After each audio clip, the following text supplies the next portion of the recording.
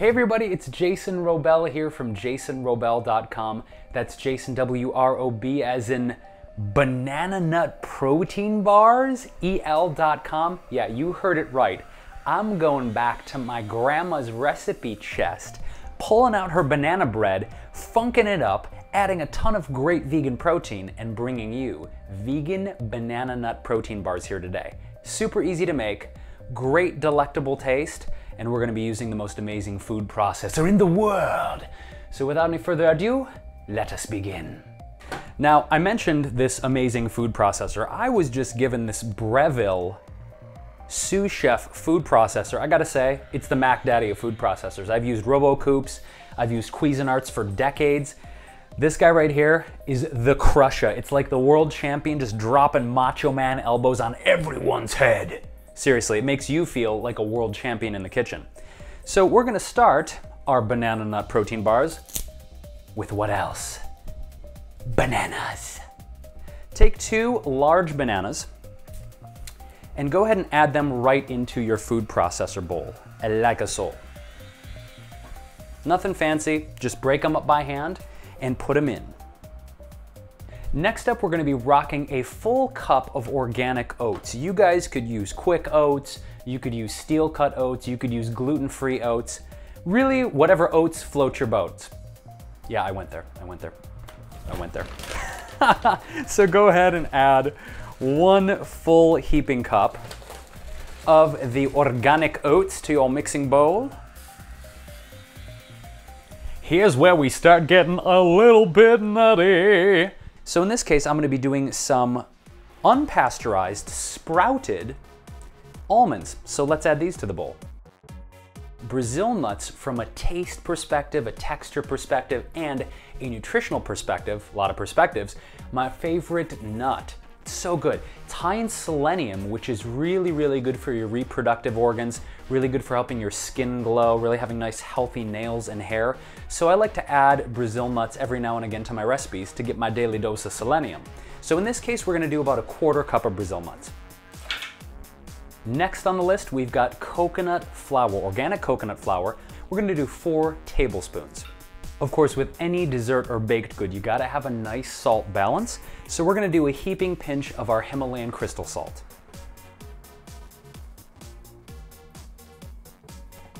The most fun part actually in getting a new bag of protein is finding the scoop. I found it!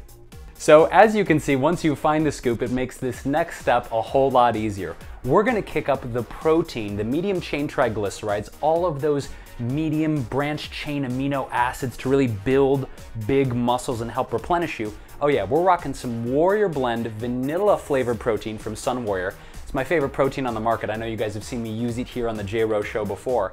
It's got like this cake batter flavor. It's so delicious, so blendable, has a nice consistency, and it's just outrageous. I add it to my recipes all the time. I think we're gonna do probably 3 heaping scoopfuls here. Now, before we process the mixture, I do wanna make a recipe note. If you guys wanted to add a little bit of clove, cardamom, cinnamon, even chicory root, you'd add a nice little spice level to this mix. So let's process now till we get a nice consistency. Here we go.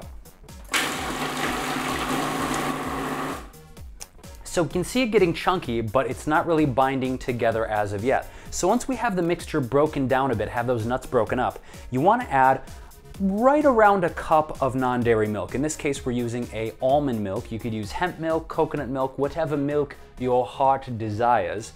And you can either add it right here, or you can start the food processor and add it through the top gradually, which I think we're gonna try that method and see where it gets us. Got it? Now, food processors are an amazing invention because, for some reason, there's some law of food processing that when your mixture is done, it starts to ball up and kind of become this giant mass just working it around the food processor, right? Now, you can take a glass brownie pan, or in my case, since I don't currently have a glass rectangular brownie pan, you could take a pie pan. It's gonna bake the exact same way. Here's a little secret what I like to do. I like to take some extra virgin raw coconut oil, and I like to take a little bit in my hand, or you can take a napkin. Of course, it's more eco-friendly just to use your hand. And I like to gently grease the bottom and the sides of the pan before I put my mixture in. I find that with either raw or cooked vegan desserts, it just really helps to get things out of the pan when they're done, whether you're setting them in the fridge or you're baking them. A tiny bit of coconut oil really goes a long way, y'all. And I like to just take that nice mixture here, and it is dense, let me tell you, so it's gonna take some doing, even with a good spatula. Okay, so set the bowl aside, and now what we're gonna do is press evenly, and I find that using my palm and using a rocking technique like this, right? We're gonna rock it back and forth, is really the easiest way to get a nice even mixture in our pan here. So let's go over, we've preheated the oven to 325 degrees, and we're gonna bake these guys for about 30 to 35 minutes until slightly golden and brown. Let's do it. All right guys, so it sounds and smells like our banana nut protein bars are done and ready to have some fun. Let's go check them out. Oh, they smell so hearty and nutty and good. Now we only have to do the fork test to see if it comes out cleanly. So whenever you're doing baked goods of any kind, the real test is when you can stick a fork in it, and if none of the crumbs or any of the dough sticks to the fork, it comes out cleanly, then you know your baked good is ready to consume. Good to go, baby. Let's slice it up and plate it with some fresh bananas and a little bit of toasted quinoa. That's what I'm talking about. Homemade protein banana nut bars. So exciting. So your average batch that you're gonna make, guys, is gonna make around 10 bars or so, 8 really nice even sized bars, and maybe 2 that are a little bit on the malformed side, but it's okay, they taste amazing. So I like to add a little bit of fresh banana on top. And our final step is just to add a little bit of that really crunchy toasted quinoa for a nice mouthfeel. So now we're rocking our final product here. This is what the finished batch of banana nut protein bars looks like. Absolutely delicious. Of course, I've got a little chunk over here that I can sample without ruining my plate. So let's rock and roll with that.